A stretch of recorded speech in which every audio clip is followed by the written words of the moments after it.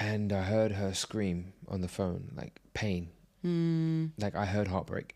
I can actually feel for her. Like literally, I've just felt the feeling. Oh. So it was so bad. And of all the people to be undeserving, she's the most undeserving of that. Absolutely amazing woman, you know. And it was a beautiful relationship. It was everything I would ever want. And yeah, I still did all of that shit.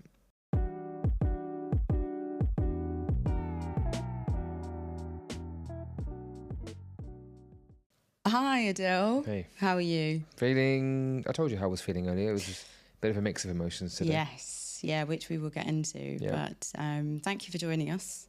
Welcome to the show. Thank you. As you know, the show is about all things identity. So, and we've had a brief conversation before where we were talking a lot about your background, a little bit about who you are now, what you do now. And it feels like your identity story, well, it feels like you have a few different identity related stories. It's almost like quite multi-layered. So before we get into it, do you want to just give a quick introduction as to who you are and what you do? Yeah, I guess who I am now is I'm a men's coach, a masculinity coach in the UAE, and I run a group called Brotherhood UAE, which is a men's support group. And I guess my mission now is to just help as many men as possible speak up. Okay. Share the truth, be a man of integrity, and step into a masculine role which is healthy and not one which I think we see in the world today. Yeah. Which I think is being dragged through the mud, and maybe not showing men in their best light. So I want to help men step into a positive light and be a force for good in the world. Okay. You know, that's kind of who I am today. Yeah. I'm from London.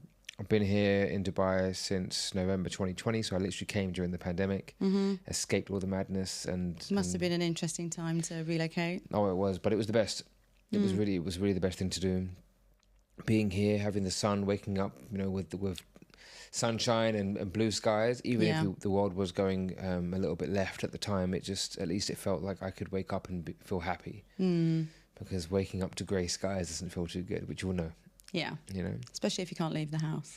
Exactly. Changes a lot, doesn't exactly. it? So happy to be here. Like the UAE, Dubai has been an amazing city for me. Yeah. It's fed me. It's really been good for my soul, and it's really allowed me to grow so much. I say this, if we talk about identity, these last 3.5 years, I think I've shed so many skins that it's really brought me to a place where I'm starting to know who I am. You know, interesting. I think relocation does that as well, because so in the first episode I shared my story, and I only shared bits of my story in actual fact, but a lot of my identity awakening is what I'm trying to say, actually really started when I relocated overseas. So I think it it's because like, you have to find out who you are. Yeah. You know, because back home, so I had all these things that I thought showed me who I was. Yeah. I had my family around me. I had my core set of friends from like school. I knew my area, like I knew London, like, you know, I knew it. Yeah. I had a good job. I had all the money. I had a car. I had my partner. I had everything. You come to a different country, all of that is stripped away. Now who are you? I think that's why you find out who you are, because you don't have those things propping you up anymore. Yeah. You got to figure that stuff out. And I guess there's a lot as well when you're back home, that like the things that you're talking about, you know, your job and your partner and, you know, knowing where you're from and being in that same area. It's almost like, it's kind of like reinforcing what you believe about yourself, but it's not necessarily the true you, exactly. right? Well, what is the true you? And I think that's what we have to go through, these tests. And those people that sit in the comfort of comfort never allow themselves to be tested enough to really show what they're made of or who they can be or who they are. Yeah. Like you said, they're being reinforced by their surrounding. Yeah. So let's go back a little bit. So you said you're from London and you come from a multicultural family as well, right? So tell us about that. So my mum is from India. She was born in Uganda. Okay. And then she came to London after the dictator in Uganda kicked the family out. Wow. So all of the Indians in Uganda were forced to leave. So that some of them came to the UK, some went to Canada, whatever, as part of the initiative from the British, you know, government back then. Like, cool, we'll take you on. And my dad's from Pakistan. Okay. And so my parents met in London. I think they were at school or something like this, and they met and they moved to Southeast London. They had to run away from their parents to be together because my dad's Muslim, my mum is Hindu. Okay, yeah. So that was that back then. Even now, it's still pretty frowned upon, but back then it was pretty bad. So they had to travel so far, all the way from East London to Southeast London. But it's far enough to be away from it was far enough to be away from their families and just start fresh. And so me and my sister, the 6 years gap, she's my younger sister, and we were brought up in Southeast London. Okay. Which is quite a challenge because it was very white back then. It wasn't very multicultural, diverse at all. Okay. And I faced like bullying, for being too brown. But what was more challenging was I didn't learn to speak my languages from my parents. They didn't teach us. Okay. I think so they you tried. mean neither of the languages that your parents spoke you didn't learn? Okay. I didn't learn them. I think they tried to teach us, but then they said that they stopped teaching us because they didn't want us to have accents. So they wanted us to have an English accent so that we would assimilate more into society and not be bullied, but it didn't really work. I wish they had taught us because I'd be trilingual. Yeah. It'd be really good for me. But we still face bullying. And so I grew up not being brown enough for the brown parts of my life and the family because I couldn't understand what my family were talking about half the time. And I didn't feel white enough to fit in with the demographic that I was living in either. So I remember even at school, I was bullied by brown kids, Really? and white kids. So I was just picked on by everyone. Wow. Did your parents speak each other's languages? So my dad could understand my mum, Okay. but mum couldn't understand dad. So they just spoke English. Right. Yeah, because I'm just trying to imagine the dynamic at home as well. And they speak really good English, very good English, so it wasn't like even broken or even they don't really have accents. They sound like they're English. So, but when I used to go sit with my dad's side of the family, they'd all speak Punjabi or Urdu and I couldn't understand. Okay. Or if I go to my mum's side, they speak Gujarati or Hindi and and even after I'm 36, and even now I go there and I still won't understand one or two words. And my sister would tell me, like, how can you only understand a few words after all these years? I don't know. Does your sister speak one of the languages? No, then? but she can definitely pick up more than I can, at least listening to what they're saying. But I don't know, my brain is wired differently because even with music, when I listen to music, I can hear the same song 1,000 times. I would never know all of the lyrics to a song. Really? Yep. Interesting. Which is really strange. Yeah, because I was actually just piecing that together and thinking that maybe that's something that's identity related for you as well, because it's almost like from quite an early age, there's an emphasis that's put on identity. Because like you say, your mum and your dad both stopped teaching you languages because they were worried about the impact on your accent. So that's quite, and I know this because I, believe it or not, I have a story around my accent as well. And I was bullied by a teacher around it because I had a very East London accent when I moved to Hertfordshire. So, and I was only 5 years old. So that for me was something that immediately when I was like 5, I was thinking about my accent and my identity, which a 5-year-old shouldn't really be concerned about. No, so I was just wondering if it was something similar for you. Yeah, I mean, the whole thing about identity for me was identity crisis in a way because I didn't know where I stood or who I am, and even being brought up Muslim, I didn't really feel very Muslim. Right. I didn't feel very Pakistani or Indian. I was more drawn towards my dad's side of the family, who are Pakistani and Muslim, and I had a really good relationship with all of them, but I still didn't feel like I really fit in. My friends have always been multicultural and diverse. My 2 best friends are black back home. One's Jamaican, one's from an island called Montserrat. It never mattered to me, so I feel like I always collected people from all over the world. All of the ex-partners that I've been with, they've all been from every part of the globe as well. Yeah. Never was ever like any particular type. I think maybe that also was a positive aspect of my identity crisis was I could assimilate anywhere. But I did grow up not wanting to be brown. Really? Yes. So I didn't like looking Indian. I had no positive connotation with it. I felt that it was unattractive. So as I got into my teenage years, I felt like no one would want to date a brown person. That's how it felt. I hated the color of my skin. I wish I either was white or black. So I remember growing up wanting to have an afro because I thought it was cool. Right. I'm a very hairy man, and back then all I'd see on TV or magazines was just hairless guys, and even my friends. So I was ashamed of my body hair, which is a link to my identity. Yeah. I would shave and trim. I would never take my t-shirt off. I would wear long sleeve, long trouser legs all the time. I would never wear shorts. Wow. because my legs were hairy. Yeah. And no one else's were. So I felt Yeah. like something was wrong with me, and it wasn't attractive. You know. So imagine going through that, and that was so heavily linked to being brown. Wow, actually, I've not said this for a long time. What do you think triggered that? Because there's so often within multicultural families, it's said that, you know, children can grow up with different identity issues. Did you feel like there were clashes at all across the two different cultures from your mum and your dad's side? I think because for a long time my mum was estranged from her family. I think she just became more into dad's side and really became part of that. Okay. So I didn't really feel there was any difference, and she never tried to talk to us much about Hinduism or the Indian side of the family. It was more so just go with dad's side. I didn't feel that there was really anything there. I think I have spoken to mum about this, and she said that she wished she could have been more involved or more involved us more with her side of the family.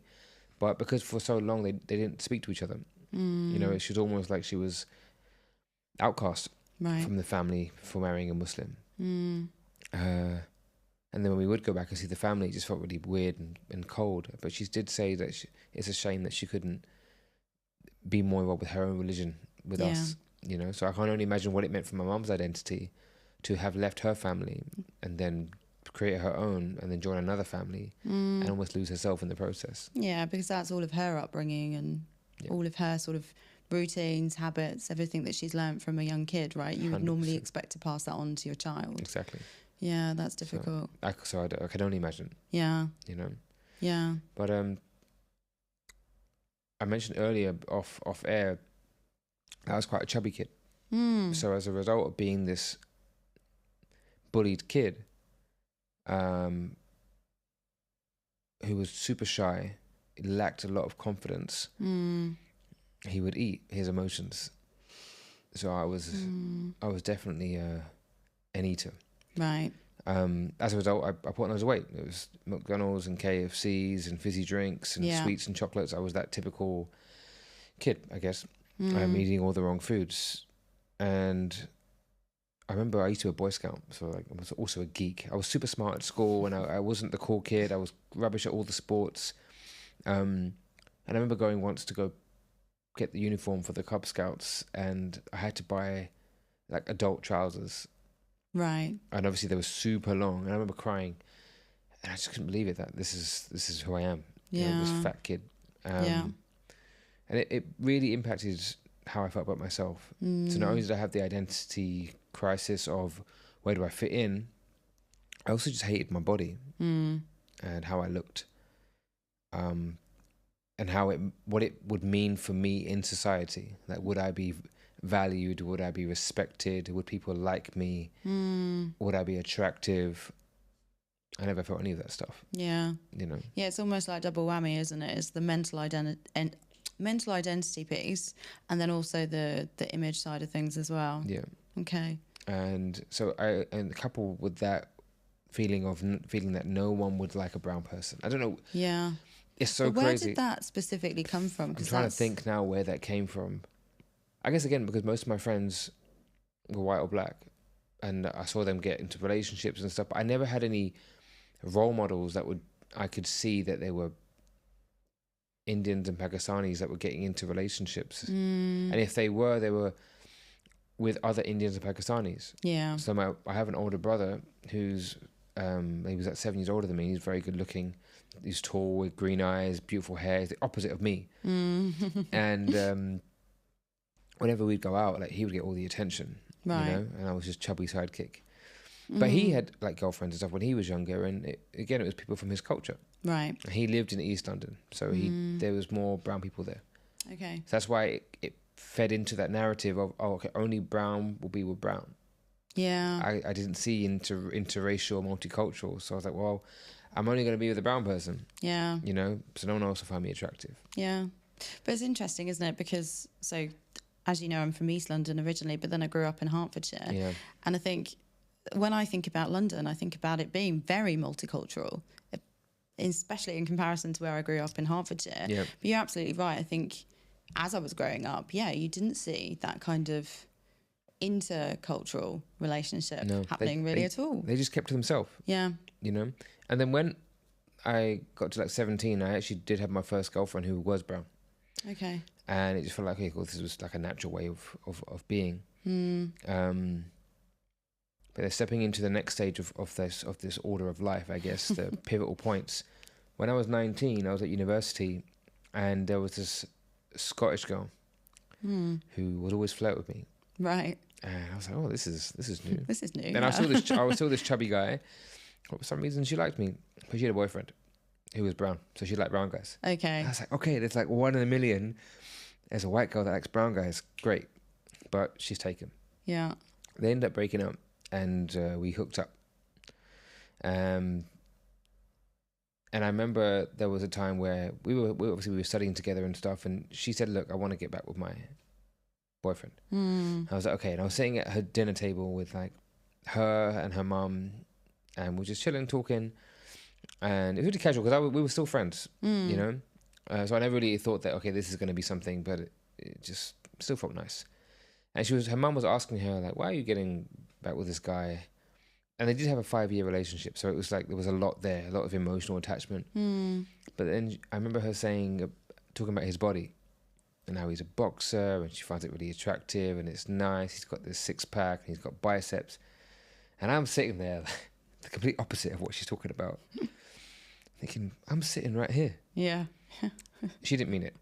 It was not about me. It was just about her speaking about him, and that was that. Yeah. But it felt like a stab to the heart. Really? And the next day I joined the gym. Right. And I went every single day with me and my friend. I didn't know what I was doing. And we'd go to the SU afterwards and go have a pint and a jacket potato and beans. So we didn't know what we were doing with food. Yeah. But we trained, and then some ex-SAS guys started training us and said, okay, I see what you're doing. Let me show you a few things. Yeah. And that kickstarted a whole trajectory of my life where I got fit. Okay. And my whole physique changed. I shaved my head. My look changed. And I went from being this chubby guy that was everyone's friend to this guy that people found attractive. And that just changed the course of my life. How did you find that change? Because it's quite a stark difference as well. Like and it resonates with me as well, because I felt very unattractive for a period of my childhood. And then I kind of came through that, and things started to change, and I started to get attention as and I guess in my late teens, I'm talking about maybe early 20s. But for me, it was like I suddenly had this kind of power that I didn't realize that I ever had. Yeah. Power, confidence. I did become more confident. I really did. I stepped into a different version of myself. But then also there's a toxic part of me that also evolved. Right. This boy that just wanted to be loved. This guy that just wanted all the attention. And no matter who I ended up being in a relationship with, I cheated on everyone. Really? Because no amount of love was enough. You know, no amount of... as much as I love relationships, I couldn't be with one because for so many years I just felt worthless. Right. And I think I still felt that. I still felt that there was this part of me that was starved, you know. And I loved the attention.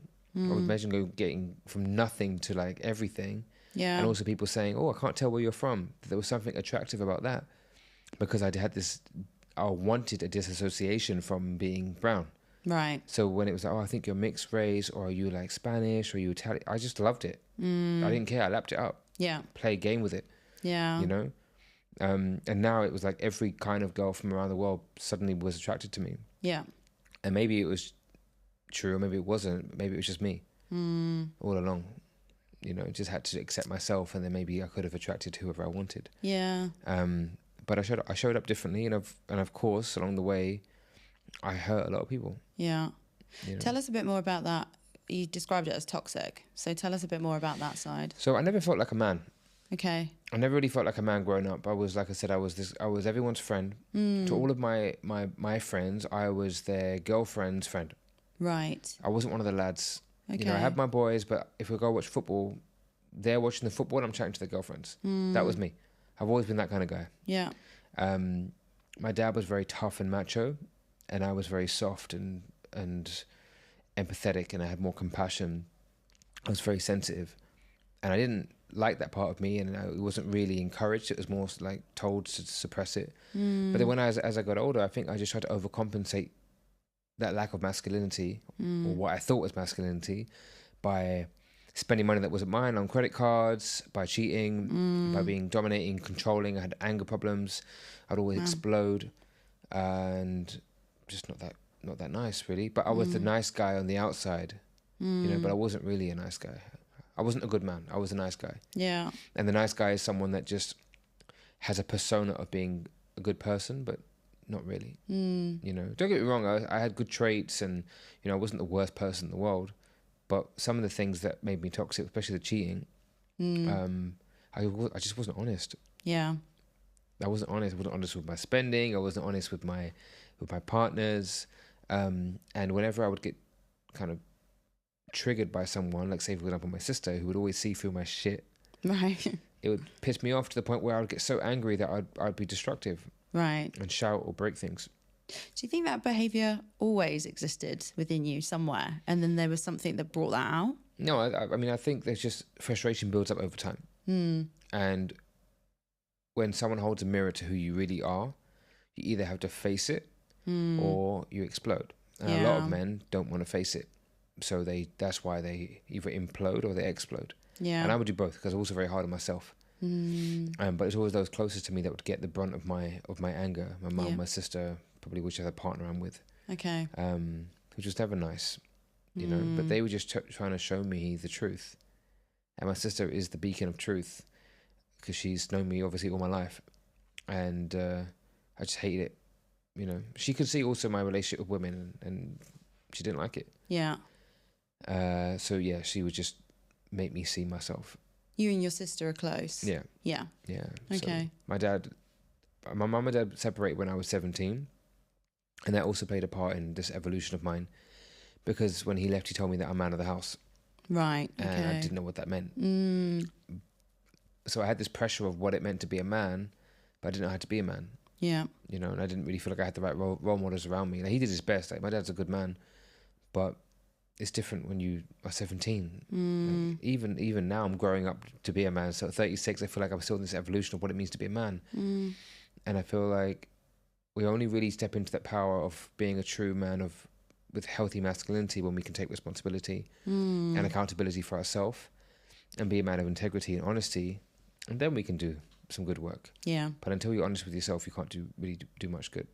But it sounds like there's some confusion as well in your childhood, maybe around what the role of a man actually looks like. Yeah. Yeah. Okay. Well, I didn't know. Yeah. I just didn't know. My dad, like I said, I always saw what I saw. Made sure bills were paid. Did his best. He was a hardworking man, but that's a lot of conflict at home as well. Why did your parents break up? I think just difference of just who they were. Okay. Yeah, so just values. Yeah. But it was still tough. Yeah. Like Mum didn't want it to happen. And then whatever came next was just dealing with that separation. For many years. And it was hard to see my mum like that. Yeah. And also my sister, she was 11. So it was just tough. It was just a lot, and there's a lot of pressure for me. Then I went to university the next year, and just not being around them, and them not having me or my dad around. It was too much. It was too much change. So I came back home from university. I went to Brunel, and I said, "Mum, I'm just gonna get a job or something and just help." She said, "No, go to university, but stay at home." So I went to Greenwich. Okay. So I lived in Greenwich. Yeah. So I went to Greenwich, and then it allowed me just to be at home. Yeah. And just at least be around. Do you think that was a good thing for you at the time or not? No. I didn't know at the time, but it was like the worst thing. All my friends were still having a good time out and about university and growing and just living their life. And I felt like I couldn't live mine. And I held in a lot of resentment and frustration and anger. And I think that also fed into my toxicity. I also had like an eBay habit where I would just bid almost like an addiction. Okay. I would bid on things on eBay. Like I like the thrill of like bidding for stuff and then just winning these. I had like 3 shishas in my house. I had Zippo lighters that I didn't need. Right. Such unnecessary. I think it just gave me a sense of happiness. Yeah. And something, actually, this is the first time I'm mentioning it on a podcast. I've never talked about this before, but it was like an addiction. I was about to say, it sounds almost like a gambling addiction. The highs that you get. There's highs and lows, right? Because if I was just buying it, it's one thing, but I was bidding on it. Yeah. So there was like a rush of, am I going to get it or not? You could lose it. that kind of thing. Yeah, I see what you mean. Super weird. Yeah. So yeah, during that time at home, and then I also just crippled myself into debt. Okay. You know? Yeah, because you spoke about the money as well. So tell us about, because you actually used the word about dishonesty, being dishonest with money. So tell us about that. I spent money. I had credit cards. I just spent to make myself feel good. Yeah. I go out on dates. I'd spend so that I look like I'm the guy. Right. Okay. And that's where, in my opinion, it's a form of toxic masculinity, is showing that you're something that you're not. Yeah. And yeah, it racked up. And it got to a point where no matter how much money I earned, I was just trying to earn more money to pay the debts. And I'm living at home, you know? And so I wasn't necessarily had all these expenses. It was all mine. And that also fed into me just feeling worthless. Like I wasn't a man. I couldn't even take care of my mum and my sister because of my own stupidity. And that's why I talk about accountability, responsibility, honesty, integrity, because I didn't have any of that. Yeah. You know? Yeah. And I didn't know, I couldn't face it then. And only now as my adult self, I can look back at my 20-year-old self and say, that's what was going on. But back then I didn't know. I didn't even care. Yeah. I was just living. Yeah. You know? And I could never leave the house even if I wanted to. Even if I wanted to go rent a place by myself, I couldn't even afford it. Even though I was making 2-3K a month, I couldn't. Wow. Yeah. Yeah. And so what does that say about me back then, you know? Yeah, I think, do you think that because you were confused about your identity, you almost felt like you didn't have an identity, you were almost trying to disregard your identity at points as a child, that maybe all of a sudden then you were trying to recreate this different identity and almost force a new identity? I just wanted to be someone else. Yeah. I think you're right. I think I just wanted to be someone else. The key thing is I wanted to be loved and liked. Yeah. That was it. Yeah. You know? The second turning point, or maybe the third turning point in my life was, I guess, rock bottom. My mum kicked me out of the house. Okay. At the age of 31. And I had just been found out that I was cheating on my girlfriend. Right. So two huge female figures in my life, which was not happy with me, you know, and I just couldn't face it. I couldn't face it. So I went to Morocco. I called my boss before I went. I was like, I need to go. He said, what's happening? I told him what happened. He goes, okay. I said, even if you don't approve it, I'm going. If you sack me, I don't care. I can't be here. I just need to get away. And I found a retreat online that was yoga and surfing in Morocco. And I thought, okay, that sounds right. Because I wanted to be around older people. Because if I went on a normal holiday, I'd probably just get up to no good. If I'm being honest, that was just where I was at in my life. So I wanted to go somewhere there was structure and meditation and peace and a little bit of fun, which was the surfing. So I went, and it was exactly what I needed. Every morning, waking up with yoga. It was like vegan diet. It was fun. It was great. The ladies were lovely. I think there was like 2 guys in the whole trip. Otherwise, it was just, and I think I needed that feminine energy as well around me, just to let go and speak with them. And I was honest with them about what I was going through. But I met a woman called Kate, who was a Reiki healer, and she knew the owners of the retreat. And I had no idea what Reiki was, but she said, why don't you have a session with me? I feel like you need it. And I was like, you know what? I have nothing to lose. Let's go. So I went to her little apartment in Tagazout in, I think, South Morocco. And what was supposed to be a 1-hour session became a 3-hour session. Wow. A mixture of different modalities that she was using, from picking up crystals to looking at a tarot card to sound healing. But the most pivotal part of the evening was when she asked me to move her to a part of the room that represented my mum. Right. And I had mentioned my mum just on one of the cards, like, oh, that card reminds me of my mum, like carrying this like heavy load. She was like, oh, so she must have just clicked onto something that was maybe what needed to be talked about today. Yeah. And so when she asked me to move her to a part of the room, remember, this is my first time experiencing anything like this. I'm thinking, oh my God, I don't know what to do. So I just did it, and I stopped her there. I don't know, it just felt right. Felt like the right time to stop. And she twisted into a ball on the floor, and she starts crying, like really crying. And I was like, okay, what did I do? I felt like I'd done something wrong. Yeah. She starts crying. Quite shocking as well, surely. Yeah. Yeah. It was kind of trippy. she starts crying, and then she says to me, "Speak to me as if I'm your mum." And I was like, okay. And she says, "Just speak how you feel." And all of this stuff starts coming out. Right. I resent you for not picking yourself up when times got hard. I hated that I was at home. Yeah. I felt like I didn't get the love I needed from you when I was a kid. Like, all of this stuff was coming out. Yeah. Things that I'd never said before. I'm angry at you. I'm angry that I was at home. Like, everything. And I start crying. I'm like, whoa, what's going on? And this went on for quite some time. And there was a moment where she said, look, you being at home, it was your way of giving energy and love to your mum, even if you didn't know what you were doing. Even if you feel like you weren't doing enough. Because I feel guilty for not doing enough. Yeah. I feel guilty that I was that kid at home throughout all of my teens and my 20s and into my early 30s. I didn't add any value. I wasn't paying all the bills. I wasn't a handyman that could fix stuff. I feel like I was a burden at home. But there was a part of me that felt like still resentful that I was there. Like I didn't want to be there. Yeah. And she said, take this sound bowl. This sound bowl represents all of the love that you gave your mum that you didn't need to, that you can take back for yourself. She said, the energy from your parents has to come from the parent to the child. It doesn't go the other way. Right. So you don't need to do this. She's going to be fine, and she is fine. She doesn't need you like that. You know, she can get her love from other places, but you needed mum. So whatever love you think you gave or that you did give, take back the sound bowl for yourself. You know, I was like, I can't take this back.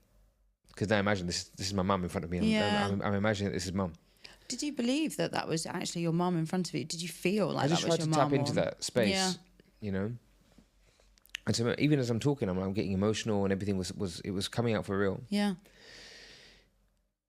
And I said, I can't take the sound bowl. Like, it feels wrong. Take it back. She goes, no, you can. I'll be okay. And she's speaking now in first person. So I take the sound bowl, and I immediately feel this weight just lift from my shoulders. Wow. Like, really. Yeah. And I just start crying. And then I sit down, and she just takes my head and puts it on her lap. And she just starts stroking my head like I'm a child. Wow. Oh my gosh. And it felt really nice. Yeah. So to almost just be treated like a baby. Yeah. Which I think is what I needed when I was growing up. Yeah. And when I came out of that session, I realized a few things. I realized that I'd suppressed a lot of my truth, my emotions, and kept things to myself because I felt that it wasn't manly to speak up. I didn't understand the love that my mum gave me because I thought it should be the way that I want to receive it. But actually, mum gave me lots of love. Mum did amazing during that time to look after me and my sister during those years when she was going through heartache. She did fantastic. And actually it allowed me to reframe and see all the love that she did give me in her way. By food, by paying the bills, by just surviving and being there every single day. And I realized that the way to feel more love is to give more love. So I was like, I'm going to go back and give love to everyone. Yeah. And even if I don't get it back, it doesn't matter because it makes me feel good too. I also realized that I need to help men speak up because I didn't speak up. Yeah.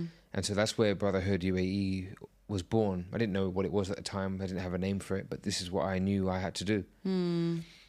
So I left Tagazout. I went home. I broke up with my girlfriend for good. I ignored my mom for 6 months because I knew I had to just go sort me out first. So I found a therapist.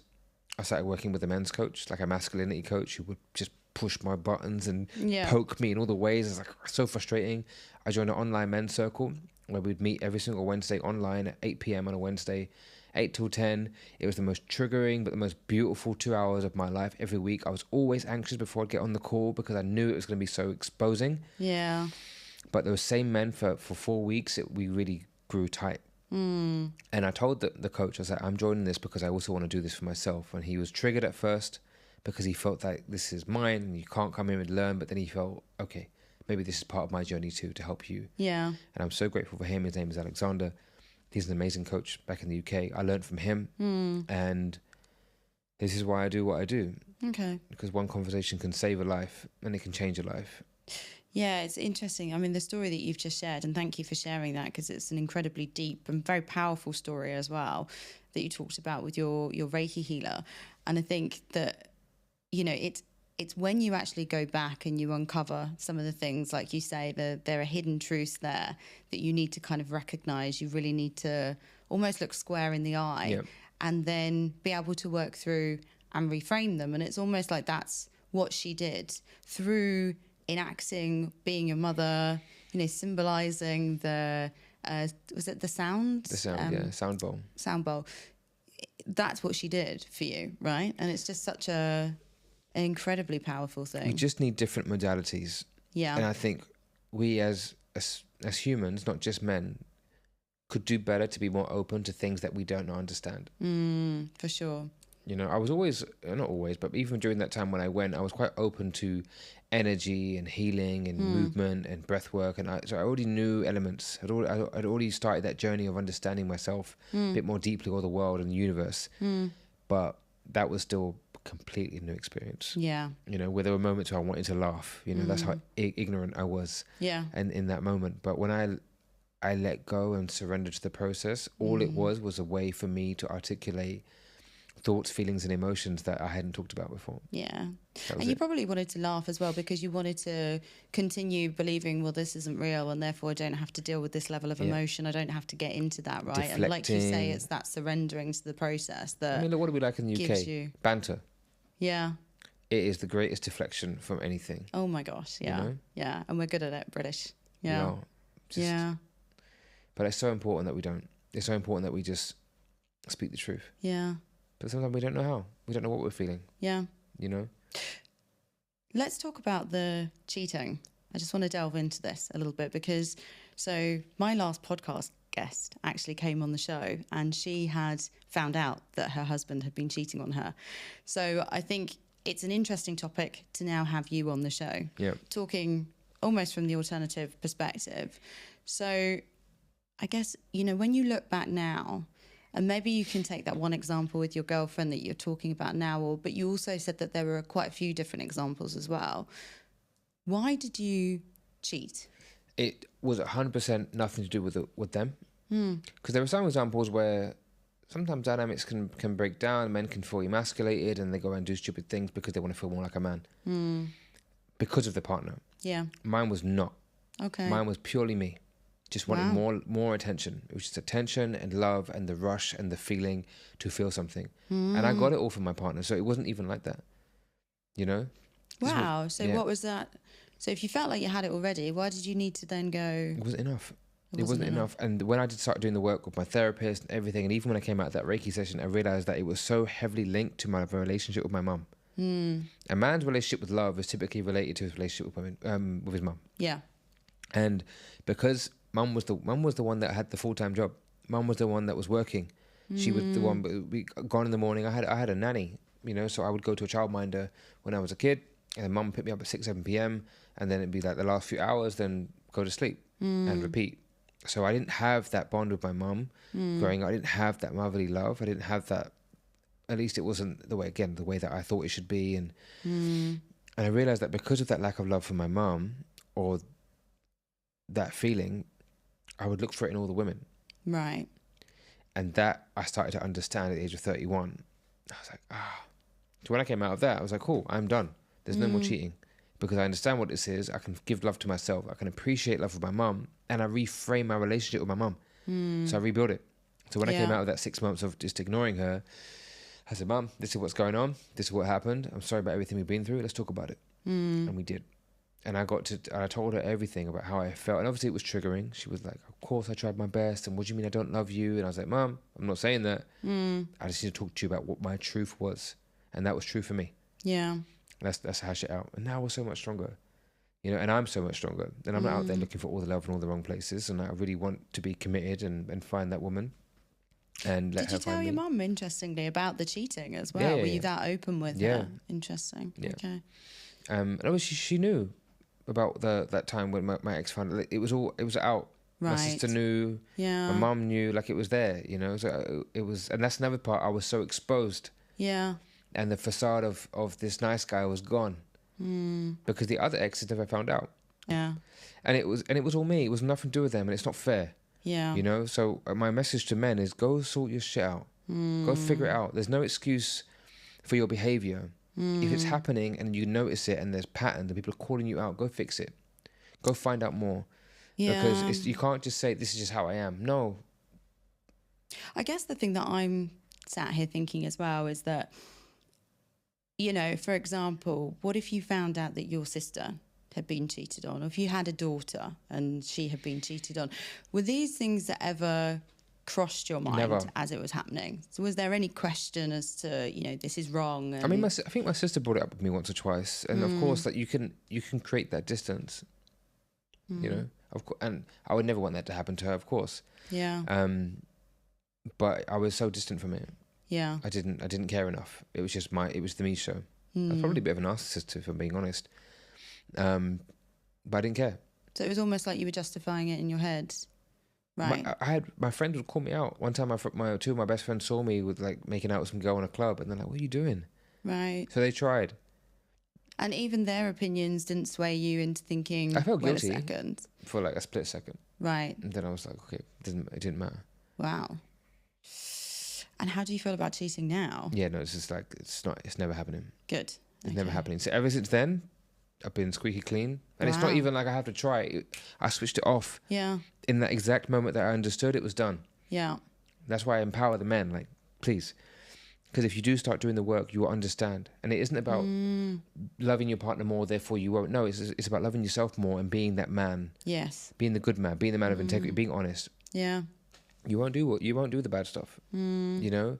And if you feel yourself straying, come back to your partner and talk about it. Yeah.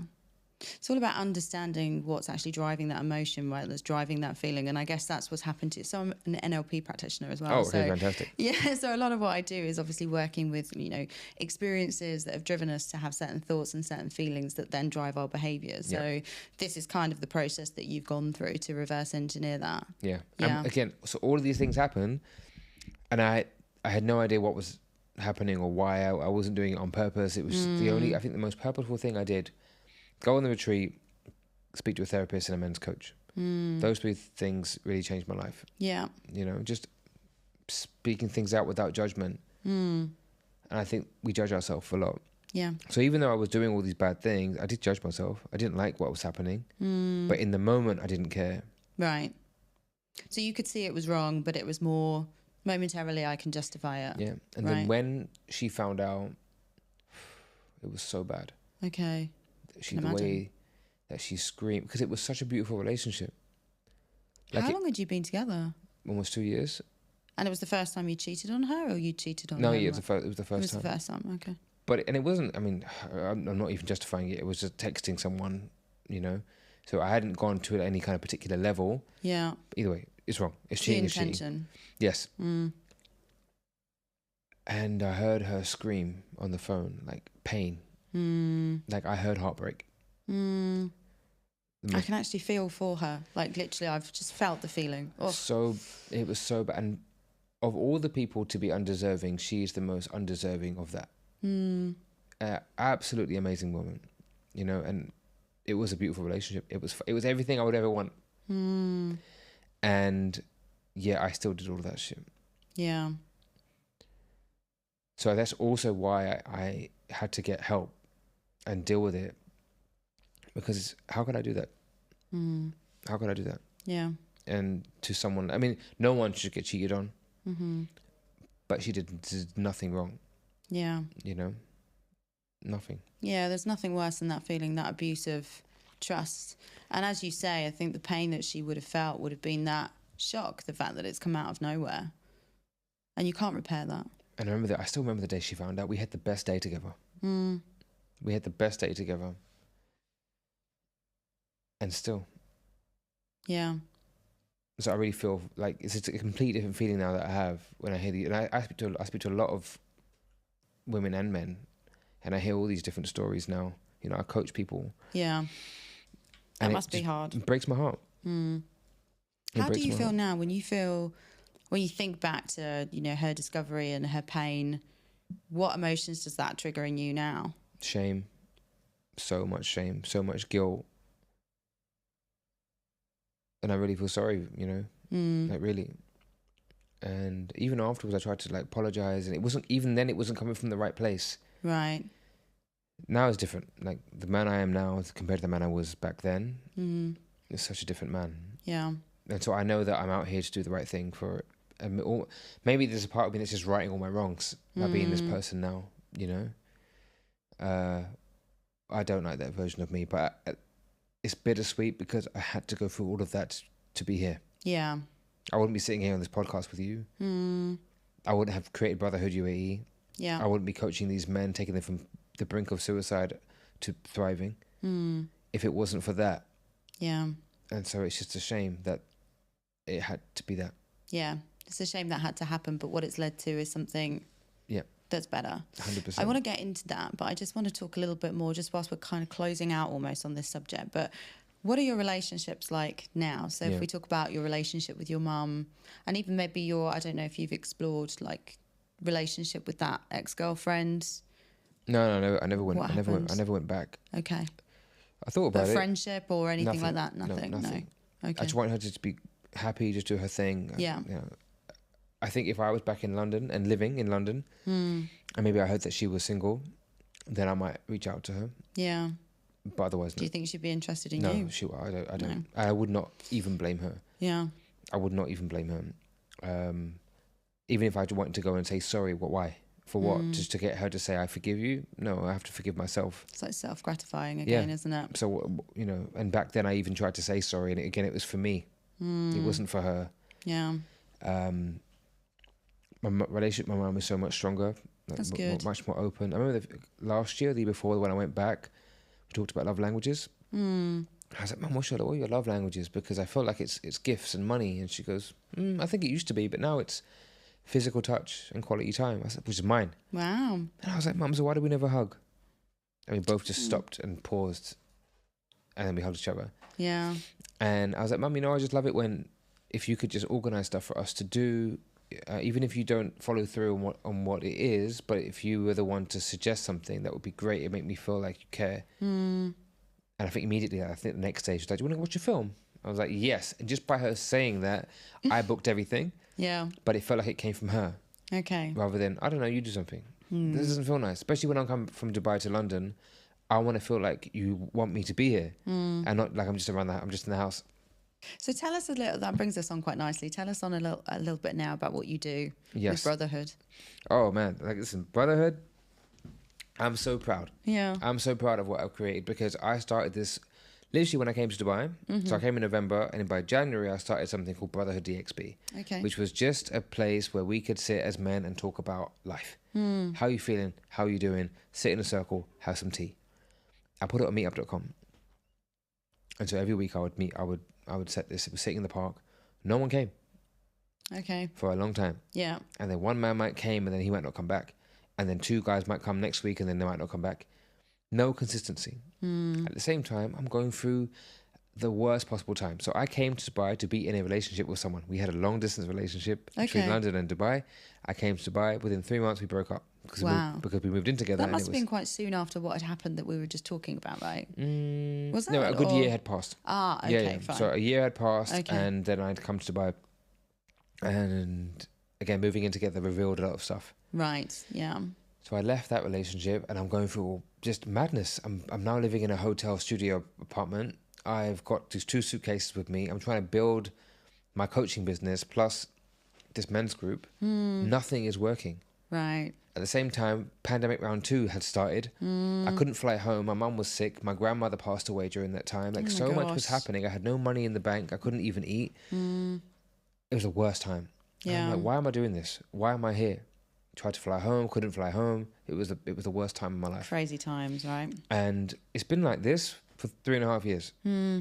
But now what's evolved is I did not give up. Yeah. And I almost gave up last year, but I did not give up. And I showed up every single week for 3 years. And now we're at a place where Brotherhood UAE has an investor. It's an official company.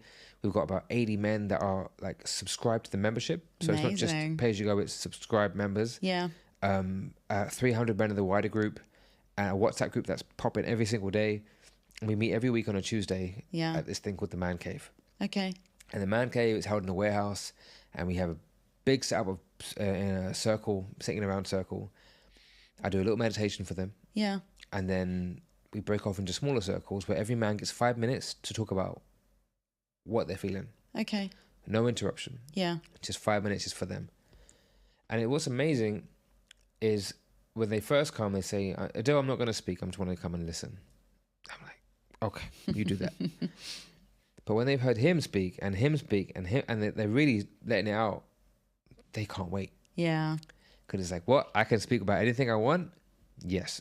And they do. And they let it out. And we have these hand signals that show that man that he's being heard. Right. So this means me too. Like, I've been there. Or hand on your heart means like, I want to send you some love. Like, I can see you going through something. Yeah. And when you're saying something that you think only you're going through, and you see 6 hands go up, that is life-changing. That moment, it's like, whoa, I'm not alone. And these men, they every week it's in their diary. They can't wait to come. Tonight's topic is divorce. Okay. I haven't been divorced, but there are many men in the group that have been divorced, or going through divorce, just been divorced, or want to avoid divorce. Yeah. And the group today, I woke up to 102 messages in the WhatsApp group when they found out what the topic was, because it's so important. Yeah. And every week we have a different topic. Okay. Last week we talked about our mistakes, the mistakes we made in our life, and also our lessons. Yeah. Very, very powerful conversation. So after we've broken off into our little small circles, we come back for the big conversation. Yeah. And for a good 45 minutes to an hour, I guide a conversation around the topic. And there's big things coming for this group. Like, this is, the man cave is one element, but we want to have like networking events. We're going to have more coaching. Obviously, I work with them as a coach as well. I eventually want to have my own space, which will be like the man cave, which will be only ours. Yeah. And then retreats. So either December or January will be our first retreat. Amazing. And it'll be an initiation retreat. Yeah. Taking men from boy to man. Ah, interesting. Yeah. But there's too many lost boys in Dubai. Yeah. And I literally call Dubai the city of lost boys. You can come here and never grow up. Yeah, it's so true. And it's about time we did. Yeah. Well, it's going back to that relocation piece as well, right? That you sort of have no choice but to understand who you are, but at the same time, you can hide behind a facade for a very long time, I think. You just get lost. Yeah. Literally get lost. Absolutely. So, as much as it's a city that can, I think this city will break you or send you back home. Yeah. Or sorry, break you or build you. So break you and send you home, or build you up by breaking you down, and you see what you're made of. And this is what's happened to me. Yeah. The man I am now is so much stronger. He understands himself better. He's more resilient. He's more sure. Yeah. And found his reason for being. And I'm just thinking about what you're doing as well with Brotherhood, because, you know, we all know that it's hard for men to be able to speak out. And so I guess, do you feel like that's your own little bit of being able to give back? Because that was a lot of the issue that we're talking about for you, right? Is the fact that you had, you know, these difficulties with your identity that stem from your childhood, and for a number of different reasons that we've explored in quite a lot of detail today. But you've accumulated those and you've not really been able to speak about them. So it's almost like being able to give that back for a whole group of other men. Yeah. Yeah. And it really is that. They've got permission to speak up and be honest and to find out who they really are, but also to amplify or even quicken the time it takes between messing up parts of your life and getting to the place where you can heal. Right. I'd rather poke them now and say, this is where you're letting yourself down. Yeah. And if your relationship is failing, it's your responsibility to turn it around. Yeah. And not to blame it on your partner. Yeah. Where you can take responsibility, please do. And I'm that guy. When I'm on coaching call with them, I'm not your average coach. Yeah. I'm like a best friend, big brother, mentor. I'm going to tell you how it is. And some like it and some don't. Yeah.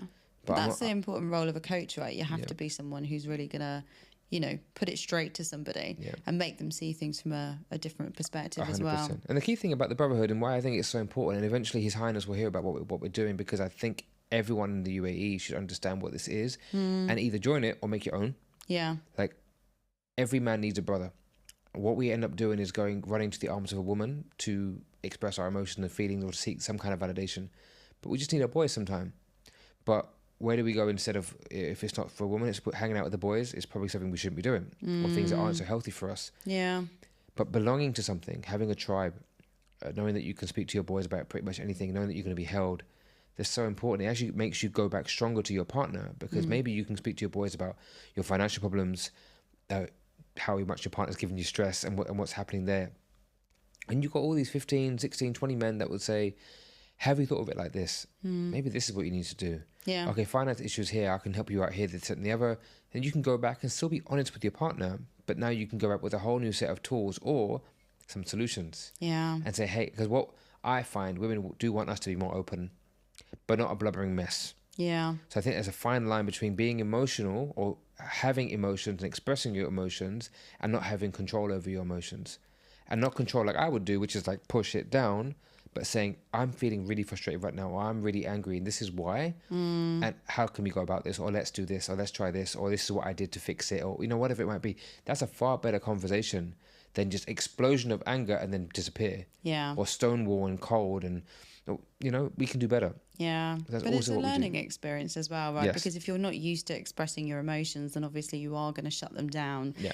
And then they're going to come out all in the wrong way. This is what I usually Which do. happens to women as well, by the way. If women are not very good at expressing their emotions, which I never used to be, then it can actually happen. There we go. So this is why every man and woman need that circle of trust, you know, and the Brotherhood is a trustworthy group of men. Yeah. And it's great because it regulates itself. If they join and don't like it, they leave. Yeah. And if they join and they love it, they become that person that really fits into that community. Yeah, it's like with anything. You find your kind of safe space, don't you? Yeah. That's what it is. It's safe space. And a lot of men don't find safety in their homes because they're worried about the consequence of what they might say. Yeah. Well, I think it's great, the work that you're doing with Brotherhood. So long may it continue. But I wanted to say thank you so much for coming onto the show and being so honest about your story as well, because we've really gone into a lot of detail about various different areas. And I think some of the hardest things as well to kind of own up and admit to, and, you know, talk about the things that, you know, we're not necessarily proud of. That's the real challenging stuff. And 100%. you've allowed me to kind of dig into that a little bit as well. So thank you very much, Adil, for sharing that. My pleasure. And how can people reach out? How can people connect if they want to get involved in Brotherhood or anything I would say else? come find me. Brotherhood UAE is the Instagram handle. Okay. Or Adil Coaches Men is my personal handle. And then also brotherhooduae.com. Great. That's it. Thank you so much. Fantastic. Thank you.